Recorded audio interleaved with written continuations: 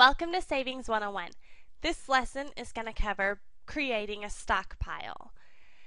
A stockpile is simply a reserve of the products that you use the most, purchased at their lowest prices.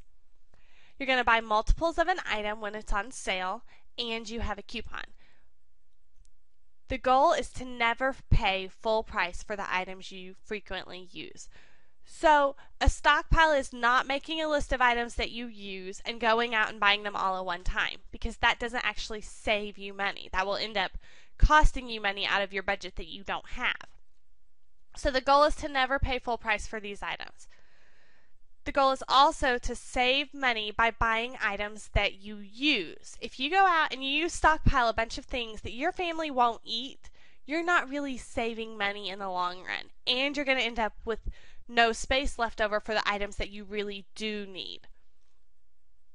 Stockpiling is an ongoing process. This is not something that you do for 2 months and then you're done. It's something that you're continually working on. You're constantly replenishing your stockpile. And hopefully, if you're only stockpiling items that you use, you're going to hear me say this a million times, but if you're using the items that you're buying in your stockpile, it's continually changing over, so you never have the exact same stockpile.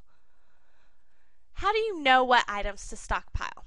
Well, the number one key is to buy items that you use on a regular basis. You want to create a list of the top 10 items you frequently buy. These are for food, household, beauty, and pet. So you're going to have a top 10 list in each of these items. And it's not that you're not going to stockpile more than 10 items, you will eventually, but if you're just starting out, you want to start with the items you buy the most frequently, because that's where you'll start to see your savings and you'll start to see the relief in your budget quicker. If you're stockpiling items that you don't really use or buy frequently, then you're still going to need to be buying all those items you use on a normal basis, and you're never going to start to see your budget feeling the effects of your stockpile. You want to start watching for sales and coupons on these items. So if you have a list for food of your top 10 items, one of those items is pasta or some kind of a noodle or something like that, and you see that go on sale and you know you have a coupon, that's what you're watching for. Be realistic about how much you will use.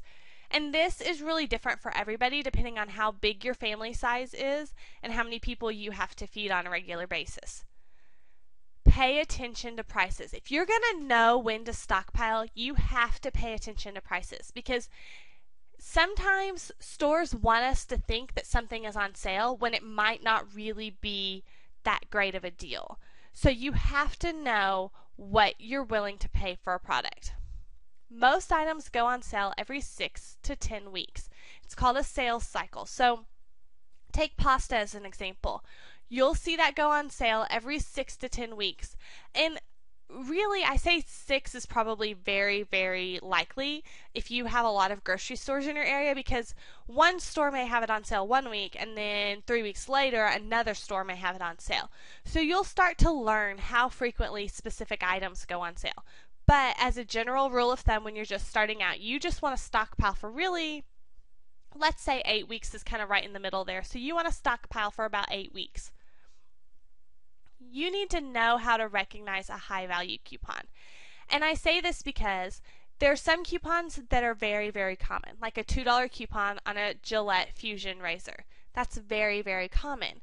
But when you find a $4 coupon, it's a little more uncommon. And so when you find a $4 coupon, you're going to go, ooh, this might be my time to stock up. Also, same thing, a $1 coupon on body wash, very common. A $3 coupon, not as common. So you're more likely going to stock up at the $3 coupon than you are with the $1 coupon. And the point is just because you have a coupon doesn't make that the time to stockpile. You've got to know when to recognize a high value coupon. You've also got to combine coupons and sales. Using that $3 body wash coupon with a sale is going to give me what we call a rock bottom price. Rock bottom prices almost always happen when you combine a coupon and a sale.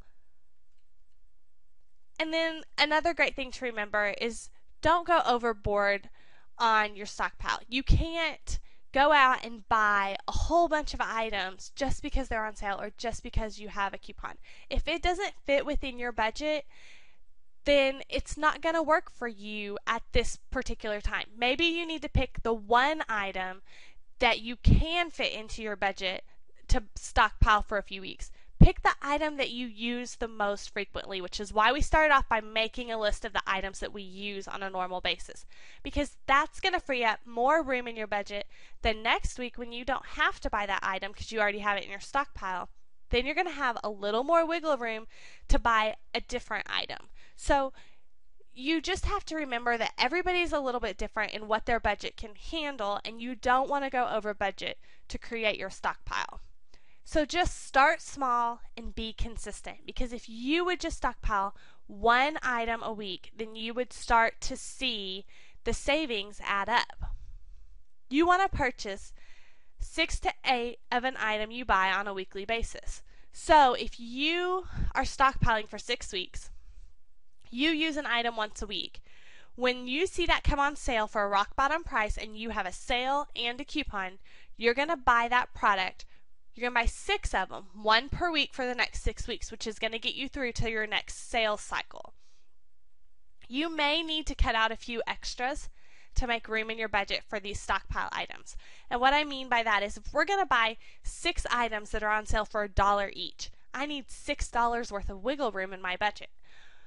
That may be cutting out that 24-pack of Cokes, or that I may need to not buy Velveeta cheese or something, something that costs $4 or $5. If I can cut out 1 or 2 items that are $4 or $5, then I have the money that I need to stockpile that one item a week.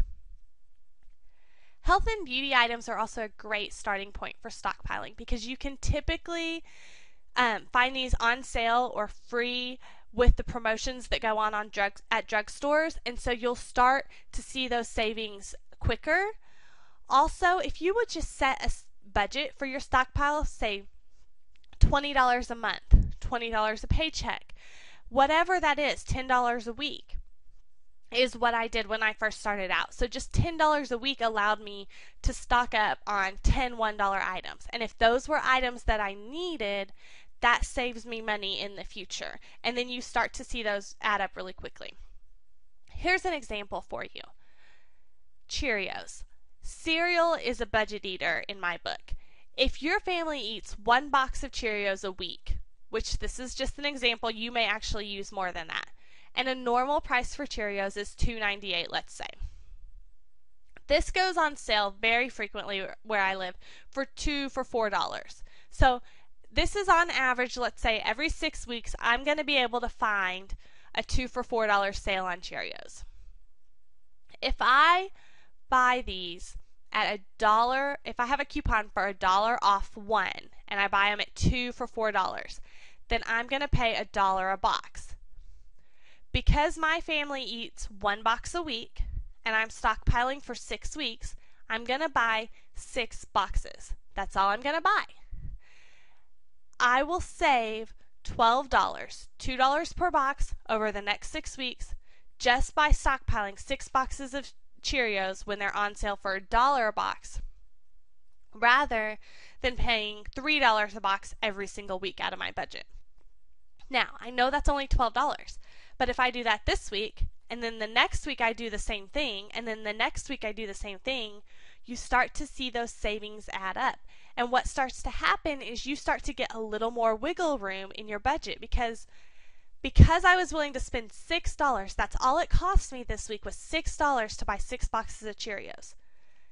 And I normally would have already spent $3 buying a box of Cheerios this week. So over the next 5 weeks, I have an extra $3 in my budget. Do you see how that works? So then that's when I start to realize, after I've done that for 1 or 2 items, I start to see that little extra money, and then I have the money that I need to stockpile. Now, one of the questions that I get all the time is, where do you store your stockpile? And I think that this comes from shows like Hoarders, or from like news clips we've seen, that everybody must have these shelves and shelves in their garage and closets and basements full of just stuff. And really, I don't. I only buy what I use. So if I know that my family eats a box of Cheerios a week and I'm only stockpiling for 6 weeks, that's only 6 boxes. And because I'm using them every week, that space is is turning over.